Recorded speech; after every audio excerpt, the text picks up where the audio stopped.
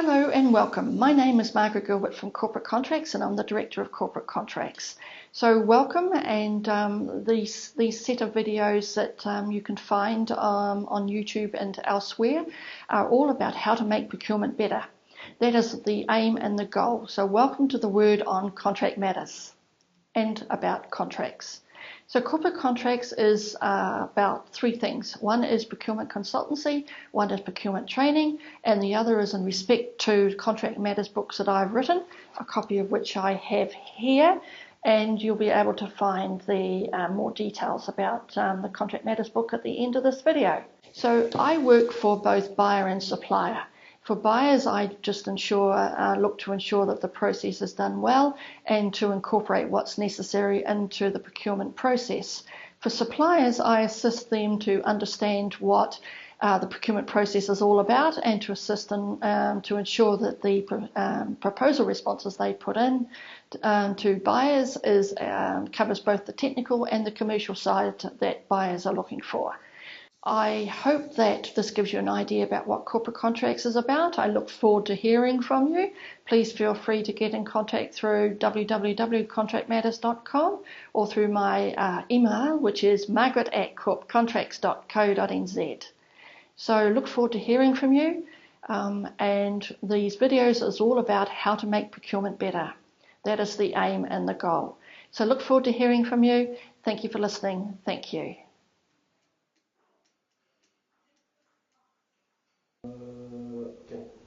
Hello, my name is Margaret Gilbert from Corporate Contracts, and today's video is about whistleblowers.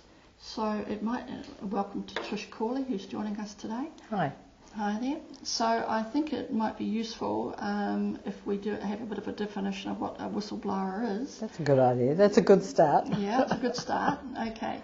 A whistleblower is somebody who decides that they've seen something that is not appropriate, is either fraudulent or corrupt or unethical, and so they decide to bring it to the attention of the authorities.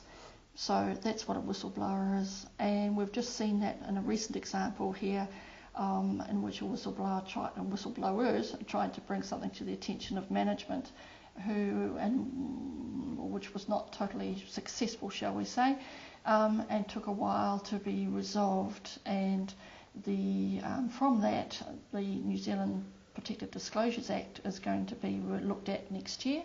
And in the meantime, I've written a book on whistleblowers and what needs to be thought about and considered in terms of being able to report, and or if you decide to be a whistleblower, how do you protect yourself? So, yeah.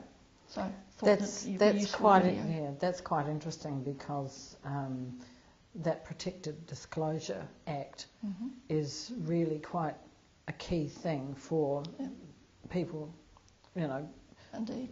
For staff members to actually be aware that there is some legal protection for them. Whether it goes far enough, I don't know, but I mean there have been some significant cases this year where public servants have actually had access and no proper authority, or the authority's just not been there. It's been assumed that they were upright people, and yet they have been found not to be.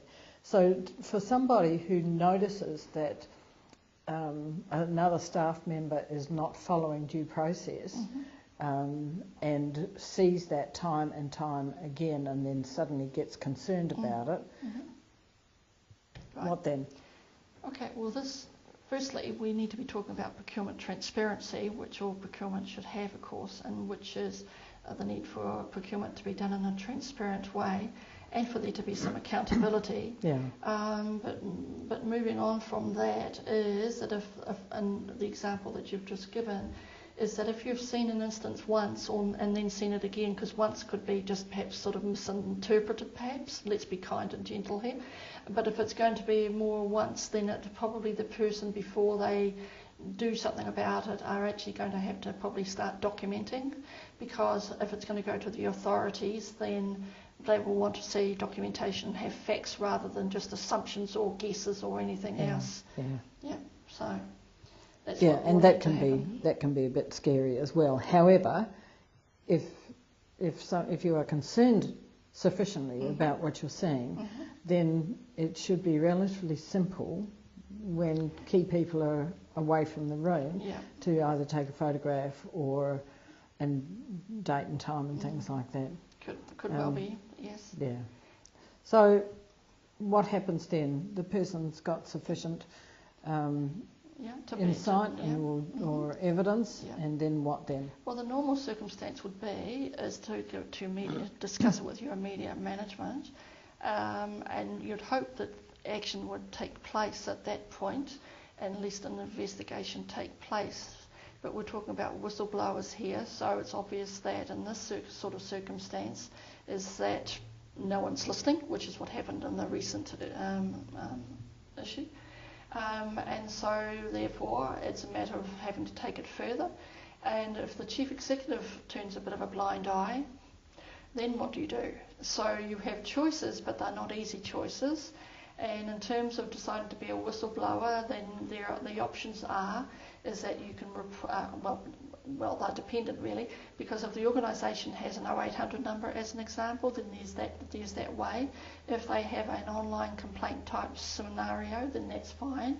There are negatives to both of those in terms of you don't know who's on the other end of the line and how confidential they'll keep it, or in fact in terms of an online scenario, whether they will keep it confidential either. You would hope that there would be a dedicated person that you could go to who can provide pastoral and emotional support as well as legal advice perhaps. That would be the best option. But there's a cost to that as well in terms of having a dedicated person to do that. I guess it depends on the size of the organisation, but I know that some organisations have a whistleblower policy, they do. And that has come out of the fact that somebody has had issues reporting fraudulent behaviour. So if there's a policy, then by all means read it and see what it says. Indeed. But what if there's not? Well, that's a problem. It seems to me that from now on is that there is a need for organisations to have a whistleblower policy. The State Services Commission, for example, is encouraging the public sector to have a whistleblower policy. So if that's in place, then you're fine. If it's not, then you're going to have to do it probably the hard way. And before you become a whistleblower, you actually probably need to start thinking to yourself, do you know the risks in doing this? This could be a risk to your job, but is it a case of that is less important than doing the right thing?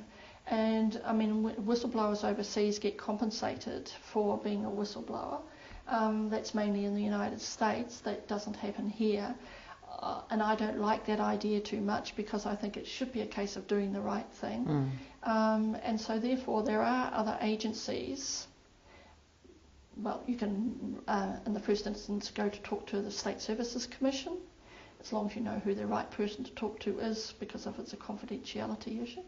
There is the police, of course, and if we're looking at dollar amounts of $1 million plus, then the Serious Fraud Office gets involved, and they're the responsible agency for going to talk to in those sort of circumstances. But before you go out to an outside agency, you better have your facts sorted and lined up, so that you're not just guessworking here, you're actually sure that something is occurring. Yes. And in the recent example is that this was a case of somebody basically not following the procurement rules in terms of needing to get more than one signatory for signing off of invoices, etc. So that's how that occurred. So that just shows the procurement procedures or the systems and procedures weren't in place. It's really important because a lot of the fraud takes place in the financial area. It really is important. And you'd think it was basic that organisations should have at least 2 signatures on approvals for orders and things like that, as well as payment stuff. Yes, you'd think that it should go through 2 steps every time without fail. It's a really sensible thing to have that kind of thing in place. It's so basic. True. So basic. It comes down to delegations as well as to what your delegated financial level is. But still, and no matter how junior or senior you are, presumably you would have a senior person above you who should be signing stuff off, or from another unit or something like that. So there's more than one eye on the situation, and that's in recent examples is that's been no extra eye, keeping an eye on, and sort of, you know, what's got to be said though is that there were people asking questions, but that unfortunately weren't listened to. Yeah, so yeah. That's quite difficult. I think it also might be useful at this point to sort of have a bit of a definition about what is an unethical behaviour, what is fraud, and what is corrupt behaviour, because I think that some people sort of don't see or know what unethical behaviour is. So in the procurement world, and it happens a lot, is that buyers are offered gifts, shall we say, which is in my eyes unacceptable at any time, and certainly not during a tender process, which often happens. But people don't see that as being too wrong, and it's at this end of the scale, and I'm quite accepting of the fact it's this end of the scale. The trouble is that once you've moved it here, it's not taking too long before you get into, you know, moving it along to fraudulent behaviour and then on to corrupt behaviour. So it's a matter of sort of drawing a line, and that would be a good thing to do. So yes, and so down at one end we're talking about maybe a bottle of wine, that's it. Or rugby tickets,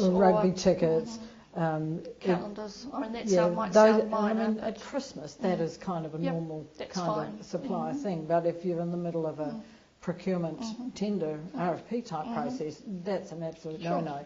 And people should be saying, no, that's not appropriate. That's it. But, you know, and then it moves on to weekends away and going to a show in Sydney and da-da-da-da-da. Before you know where you are, there's a huge exchange of money. Indeed. A recent example is, in the last few years has been basically a procurement person being offered a trip to London and accepting that trip to London, and, you know, that is certainly not acceptable. So it can get tricky. And people, I don't think, understand procurement fraud particularly well. And the recent examples that we've been using here, just earlier in the video, really is procurement fraud. It's procurement fraud 101, in fact. It's just that sometimes we don't kind of like to use that word because it sounds a bit scary. Well, you know, $1 million walking out the door is scary too. So let's call it like it is and call it procurement fraud. It's not rocket science. A lot of this stuff is in the financial area, or has an impact on the financial area of the company. I remember one group that I heard about where the finance department wasn't the slightest bit interested in what was going on in the procurement area. And I thought to myself, that's really unwise. Finance should have been in on the strategic planning, should have been in on a whole bunch of things, because at the end of the day it all ends up in finance. Somebody pays the bill. So, and if finance have no idea about what it is that the bill is for, and nobody's ticked it off, then there should be questions raised. But it's always, well, not always, mostly ends up in the finance area. And there are other areas where people walk out with goods and stuff that the company have bought and all that kind of stuff. You say that, Trish, but the problem also is that I've seen in some instances is that finance people, accounts payable people, whatever, seem to think that their job is to pay invoices and not to ask questions. Well, that's true. And that's, you know, that's true. That is a bit of a problem. So, you know, and finance see themselves at the end of the process and to pay the invoice, whatever. They assume that it's all been signed off, they assume it's all okay, and so they don't ask questions. Well, sometimes, I mean, in this case that we were talking about before, is that they were accounts payable people, and they were asking questions, and they were the ones who brought to light this, you know, what it turns out to be $1 million fraud. So, that's pretty scary. It is scary. It's pretty scary. And at least they had the courage to bring it to the attention. Yes, indeed. So being a whistleblower is not an easy place to be. No, it's not. It's really not an easy place to be. There's a big emotional cost. But at the end of the day, we would say if you see something that is not right, then report it.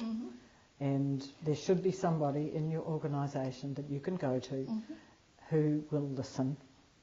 But if they don't, then you have another set of actions to follow up with. And you might decide, well, actually, I don't want to work in this organisation anymore, and you hand in your resignation. Or you might decide, actually, I'm going to fight for this organisation.